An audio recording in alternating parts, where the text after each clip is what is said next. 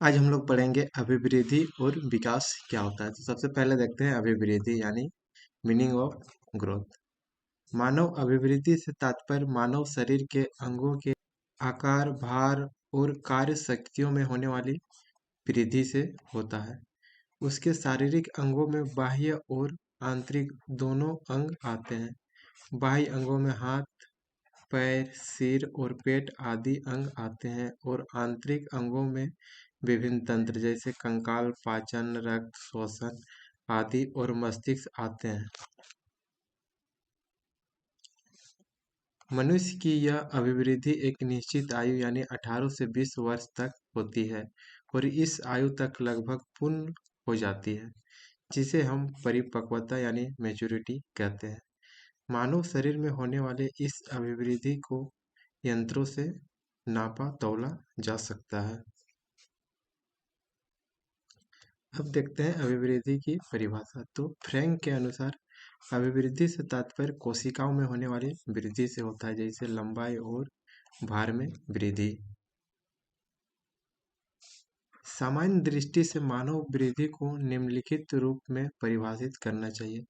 मानव अभिवृद्धि से तात्पर्य उसके शरीर के बाह्य एवं आंतरिक अंगों के आकार, भार एवं कार्य क्षमता में होने वाली वृद्धि से होता है, जो उसके गर्भ समय से परिपक्वता प्राप्त करने तक चलती है।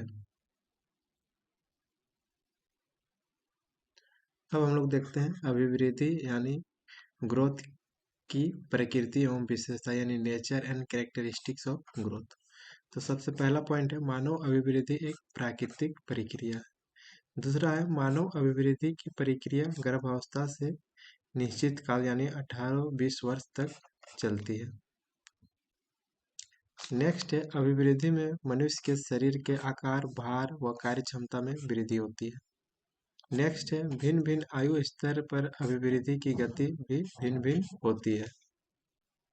नेक्स्ट है मानव अभिवृद्धि मनुष्य के वंशानुक्रम एवं पर्यावरण पर निर्भर करती है। नेक्स्ट है मानव अभिवृद्धि की एक सीमा होती है जो 18 से 20 वर्ष की आयु तक लगभग पूर्ण हो जाती है। नेक्स्ट पॉइंट है मानव अभिवृद्धि मात्रात्मक होती है, इसलिए इसका मापन गणितीय विधियों से किया जाता है। अब हम लोग पढ़ेंगे डेवलपमेंट यानी मानव विकास का अर्थ क्या होता है। सामान्यतः मानव अभिवृद्धि एवं मानव विकास को एक ही अर्थ में लिया जाता है, परंतु इन दोनों में थोड़ा अंतर होता है। मानव अभिवृद्धि से तात्पर्य उसके शरीर के बाह्य एवं आंतरिक अंगों में होने वाली वृद्धि से होता है। उनके आकार, भार और कार्य क्षमता में होने वाली वृद्धि से होता है और मानव विकास का तात्पर्य उसकी वृद्धि के साथ साथ उसके शारीरिक एवं मानसिक व्यवहार में होने वाले परिवर्तनों से होता है। मनुष्य की अभिवृद्धि परिपक्वता प्राप्त करने के बाद रुक जाती है, परंतु उसके शरीर एवं मानसिक व्यवहार में निरंतर परिवर्तन होता रहता है। अतः मानव विकास एक निरंतर और जन्म भर चलने वाली प्रक्रिया। अब देखते हैं विकास की परिभाषा।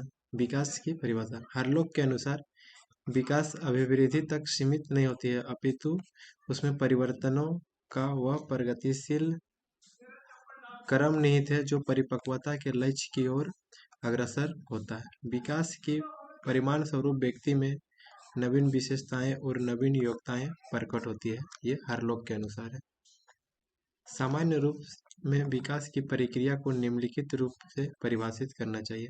मानव विकास एक निरंतर चलने वाली प्रगतिशील प्रक्रिया है, जिसके द्वारा व्यक्ति में मात्रात्मक वृद्धि एवं गुणात्मक उन्नयन होता है। नई नई योग्यताएं, विशेषताएं प्रकट होती है और उसके व्यवहार में ऊर्ध्वगामी परिवर्तन होता है।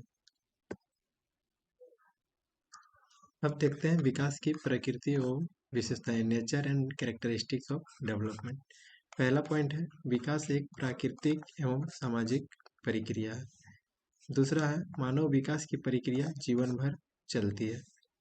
तीसरा है मानव विकास में मात्रात्मक वृद्धि एवं गुणात्मक उन्नयन दोनों होते हैं। नेक्स्ट पॉइंट है मानव विकास एक विशेष क्रम में होता है और विभिन्न आयु स्तर पर विकास की गति भिन्न भिन्न होती है। विकास वंशानुक्रम एवं पर्यावरण पर निर्भर करता है। मानव विकास की कोई सीमा नहीं होती है।